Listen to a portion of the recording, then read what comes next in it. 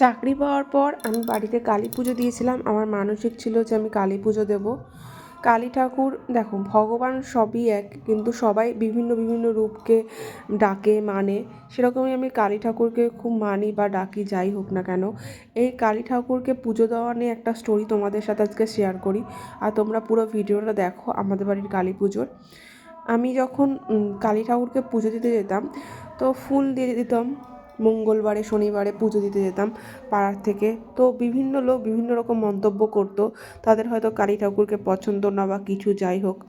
এরকম মন্তব্য করেছে, কি পুজো দিতে যায়, কি দিচ্ছে ভগবান। দেখো, ভগবান কি সবসময় আমাদের সব কিছু দেবে এরকমও কোনো কথা নেই, আর সবসময় যে আমরা চাইবো সেরকমও কোনো কথা নেই। আমরা চাইতে পারি, কিন্তু ভগবান যাকে যেটা দেওয়া তাকে সেটাই দেবে। আর তার সাথে সাথে আমাদেরকে কর্মও করতে হবে, আর ভগবানকে ডাকতেও হবে। আমি মা কালীকে ভালোবাসি, তাই আমি পুজো দিতে যেতাম।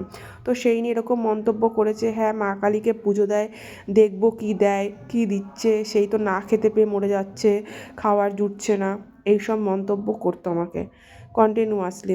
কিন্তু আমি তাদের কোনো দিনই কোনো কথা বলিনি।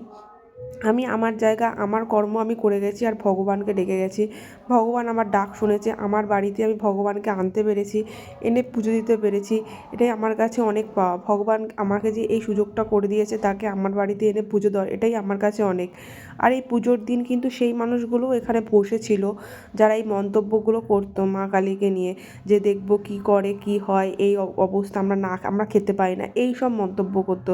এগুলো কি ঠিক মন্তব্য? একটা মানুষের অসহায় অবস্থায় একটা মানুষকে এইসব মন্তব্য করা একদমই উচিত না। হাসাহাসি ঠাট্টা করতো, ভগবানকে নিয়ে ঠাট্টা করে, তাহলে সে যেই ভগবানকে মানে তার কি মূল্য আছে বলো? যদি অন্য কোনো ভগবান তো একই, তার বিভিন্ন রূপ আছে, অন্য একটা রূপকে যদি সে এরকম হাসি ঠাট্টা করতে পারে, তাহলে সে কি সত্যিই তার ভগবানকে ডাকে বা ভালোবাসে বা বিশ্বাস করে? সেটা তো নয়। কিন্তু আমার বর, আমার শাশুড়ি আমার পাশে ছিল, আমাকে সব বিষয়ে সাপোর্ট করেছে, আমাকে পুজো দিতে কোনো দিনও কোনো মন্তব্য করেনি। আর দেখো তো, এই বৃষ্টি হয়েছিল প্রচণ্ড আকারে, সেই বৃষ্টির মধ্যেও আমরা যে পুজোটা ভালো করে দিতে পেরেছি, এটাই ভগবানের অশেষ কৃপা।